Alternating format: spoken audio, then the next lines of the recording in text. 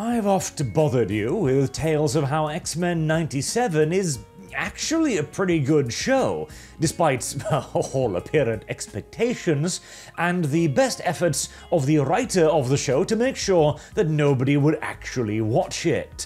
And yet, he did actually, despite making sure to chase away as many people who might have been viewers of it as possible, end up writing a pretty damn fine season of X-Men. And yet, he has now, of course, been kicked off the show, and not for particularly difficult to understand reasons, really, which we'll get into a moment, but the new writer will be Matthew Chauncey, as we can also see here in an article by Deadline.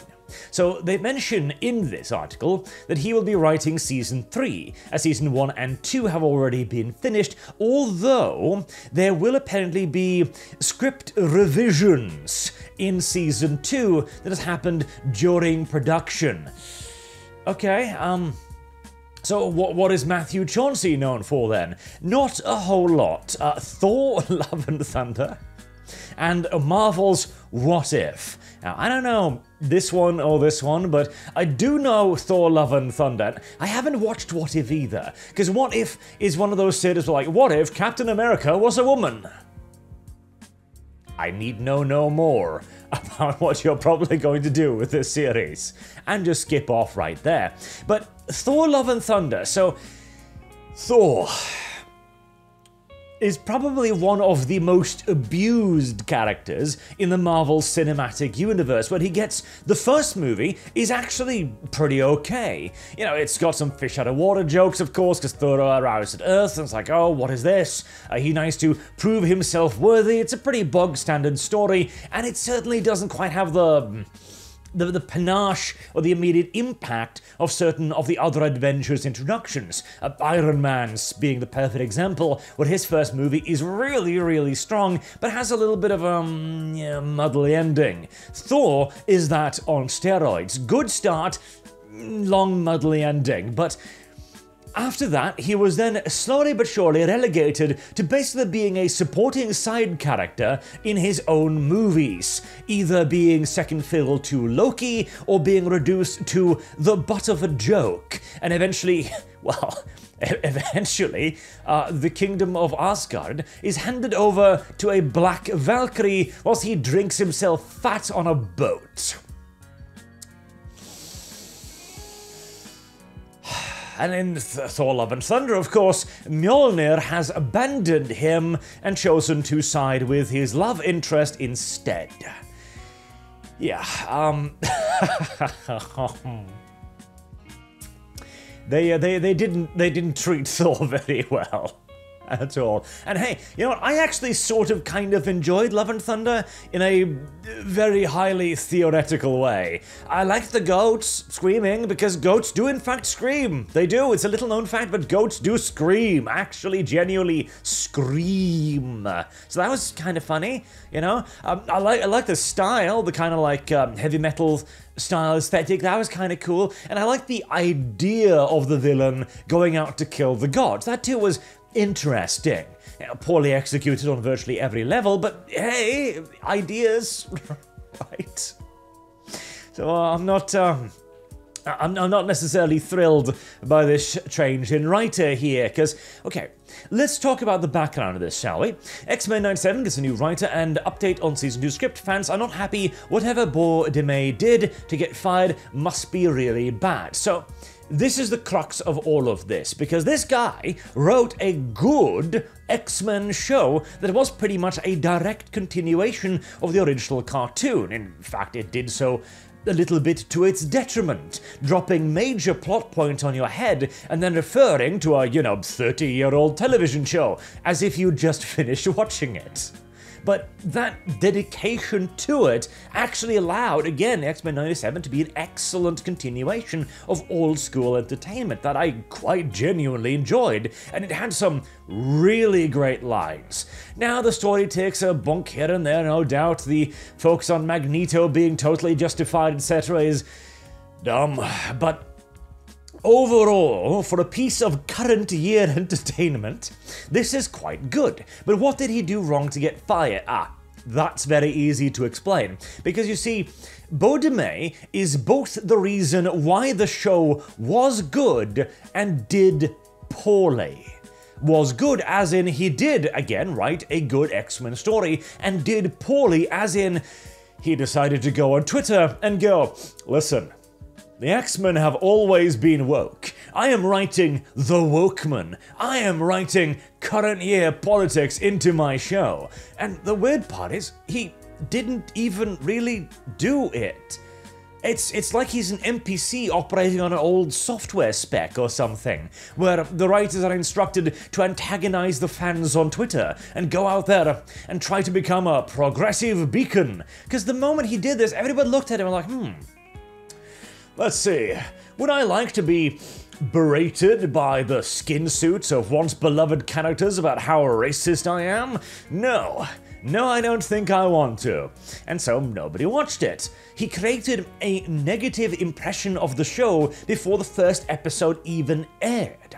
The X-Men 97 was already going to have an uphill battle to prove that it wasn't going to be a current year reimagining. As most people, I know this for a fact, when they heard even the title, like, they're remastering the X-Men? Oh god, this is gonna be terrible. Most people checked out at that point, at the very first hurdles, like, oh, X-Men current year, yeah, I'm already out. And when the writer then goes in and salts that wound as aggressively as he can, well, turns out even more people tuned out, giving it a very disappointing rating. I think they mentioned, was it here? No, this one. There we go, yeah. The review launched to critical acclaim and strong ratings, amassing 4 million views across the first 2 episodes in the first 5 days on Disney+. This is a very positive spin that Deadline has gotten here. 4 million views across 5 days on 2 episodes on Disney+. Let me put that into perspective for you. Disney Plus has something along the lines of 142 million paying subscribers, people who have actively signed up to be there. It reached 4 million of them across 2 episodes, so in essence, you've got about 2 million or so views total, depending upon the fallout between one episode to the other, which is probably going to be significant, but we'll be generous and slice it in half, right? 2 million views on a 140 million subscriber channel.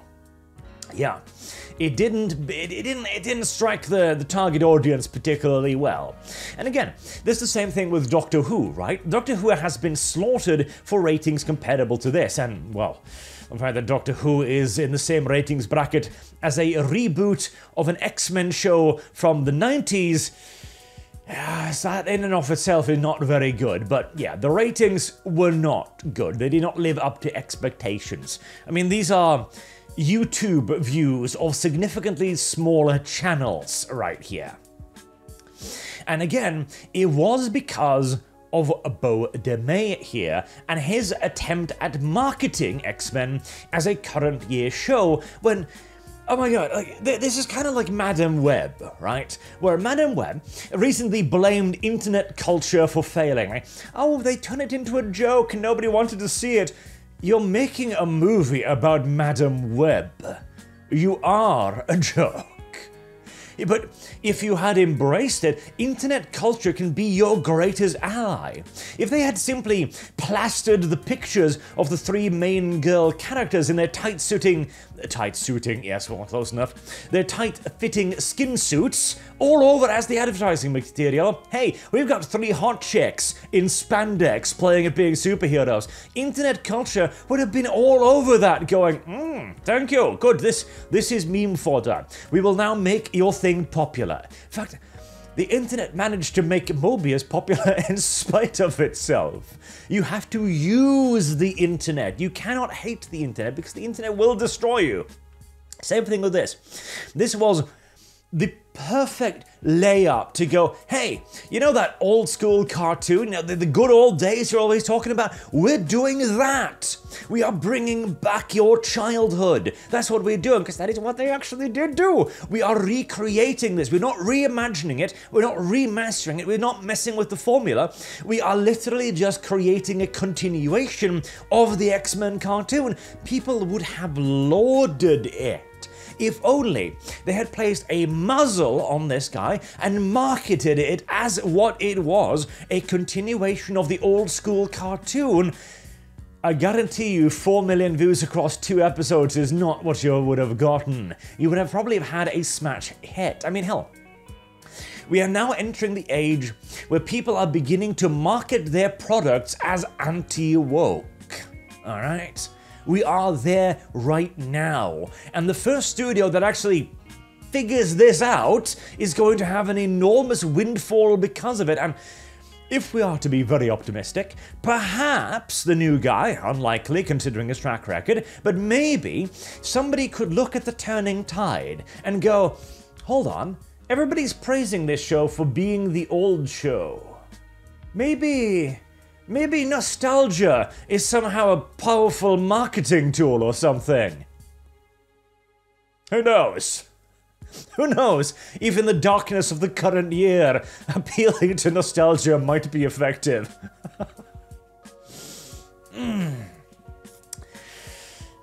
But, of course, the other scenario is that now X-Men 97 will have had 1 season that people will laud, like myself. More people will go watch it and go, oh hey, that was actually pretty good. And then the second season, which is currently being rewritten and recut as we speak in all due likelihood, will be everything we warned about for the first season. And that one will then be, sadly, more popular, sending the wrong message back to the studios yet again.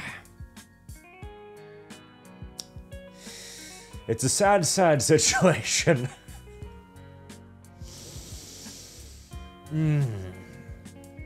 Oh well, as I've said before, if the price for non-woke entertainment is the sacrificed body of X-Men 97, I suppose that is a price I'm willing to pay. Until next time, I've been Arch. Thank you all very much for watching, and I do hope to see you all again soon. Have a good day.